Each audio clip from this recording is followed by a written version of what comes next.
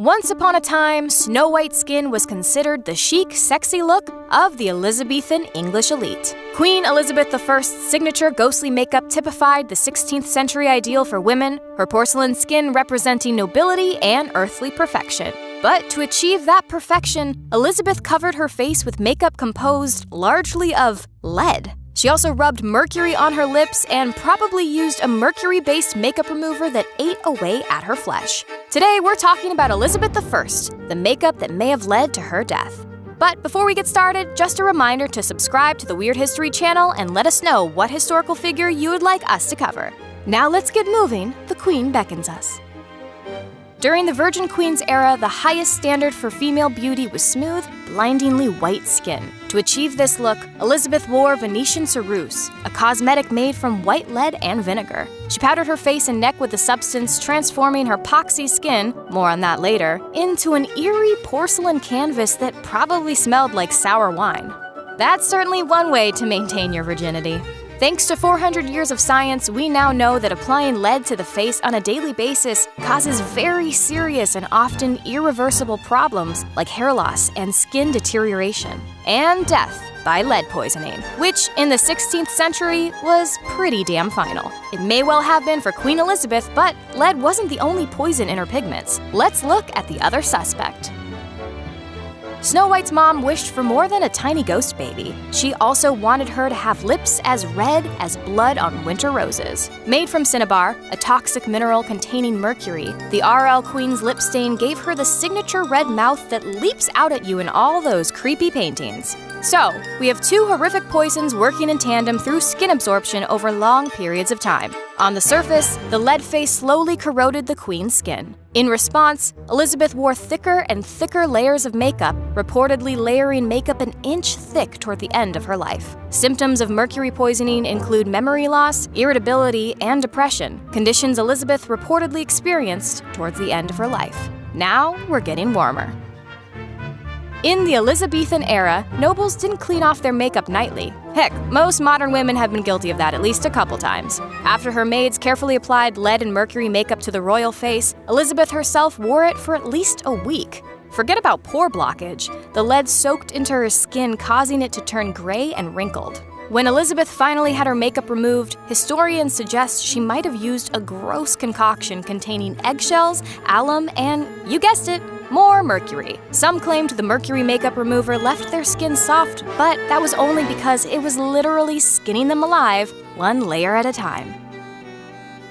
As a teen, Queen Elizabeth didn't wear quite so much lead face, not simply because she was a child, but because she hadn't caught smallpox yet. On October 10, 1562, she was struck with a high fever and displayed all the hallmarks of the pox. Courtiers worried that Elizabeth would die within the week, but the young royal survived. Unfortunately, the disease left her with permanent scars in her terrible 20s, when life is either a bed of roses or a garbage fire, and scars don't stack the odds against the latter. Smallpox scars were a common problem at the time, hence the willingness of women to wear vinegary lead face. Elizabeth's close friend Mary Sidney got stuck with them too. As Henry Sidney, Mary's husband, wrote, "The scars, to a resolute discomfort, ever since have done and do remain on her face." Trying to survive in an atmosphere of constant bitchiness, Elizabeth did everything possible to cover up such blemishes and keep that virginity on lockdown. Anything to avoid a husband who updates people on his wife's pockmarks.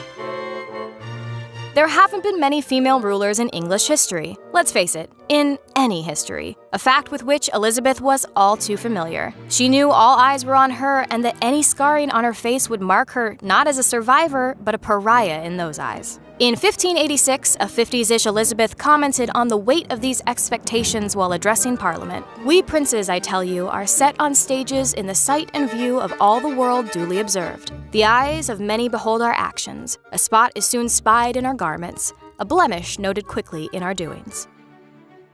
In a ballsy act of pre-Instagram filtering, Elizabeth flat out forbade unflattering portraits of herself. Painters were given an opportunity to get really creative. They had to make her look young and supple and white, even as she entered her autumn years, which in this case is a little too good at describing what happens to human skin after decades of lead makeup. Here's the trick. The artist had to make the portrait recognizable as Queen Elizabeth without showing any of the scarred, sagging, and perhaps even molting skin beneath that inch-thick mask of white.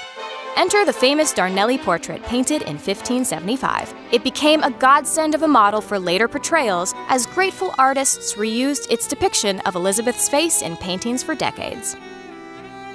Elizabeth's battle against the ravages of time was fierce and lasted literally all her life. One of her wiser tricks was to wear a wig. Lord knows what lunacy would have been used to dye grays away back then. For a long time, it was basically like Shatner's toupee. It existed, but was never officially confirmed. Until 1599, when the Earl of Essex blew that secret out of the water and immortalized it, expressing his shock upon beholding his elderly queen's mostly bald pate, with only a thin ring of hair hanging about the ears. We can't unsee that now. Thanks, Earl. In the last months of her life, Elizabeth refused to let doctors examine her. The Queen had fallen into a deep melancholy, according to a member of her court. Still, Elizabeth refused to rest. She believed that if she lay down, she would never get up. So, Elizabeth stood for 15 hours straight, with her ladies spreading pillows around the Queen for when she inevitably collapsed.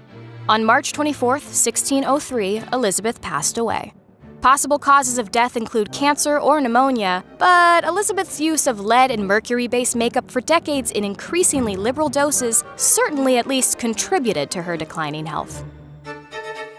After a lifetime of lead and mercury poisoning, Elizabeth's body was toxic. Elizabeth Southwell, one of the Queen's ladies-in-waiting, claimed that Elizabeth's body burst in her coffin at her wake due to the abundance of noxious vapors. Although Southwell's account has often been dismissed as Jesuit propaganda of all things, exploding coffins aren't unheard of, even today. The phenomenon is called exploding casket syndrome, and it's what happens when a corpse is sealed a bit too well. The coffin acts as a pressure cooker for all the gases and fluids produced by a decomposing body until, well, there's a reason this got chalked up to bad religion. Here's another horrible thing. While Elizabeth certainly suffered the effects of lead and mercury poisoning, she may have actually died from blood poisoning. Just a week before she passed in 1603, Elizabeth's doctors recommended a risky procedure. For 45 years, since the day she was crowned, Elizabeth wore a coronation ring. The ring began cutting into Elizabeth's well-poisoned skin and presumably kept on cutting. Doctors warned her that the ring had to be surgically removed, and a week later, she died. And then exploded, depending on who you ask. Evidence of people using lead for makeup dates back to at least the 5th century BCE. During the time of the Roman Empire, women powdered their faces with lead. By the 16th century, the concoction was known as Venetian ceruse, or the spirits of Saturn, Queen Elizabeth's favorite cosmetic. I personally prefer MAC. Unfortunately for her and every other ceruse fan in history, it wasn't classified as a poison until 1634, less than 40 years after her death, which it had at least one hand in, if not both. People knew it caused hair loss and skin damage, but it took a long time for us to figure out that we were literally killing ourselves in the name of beauty. In many ways, we still are. Like it or not, pain and death for beauty is a very old and well-entrenched tradition, and it's not done with us. So, what do you think about Queen Elizabeth's makeup tutorial? Let us know in the comments, and while you're at it, check out some of these other videos from our weird history.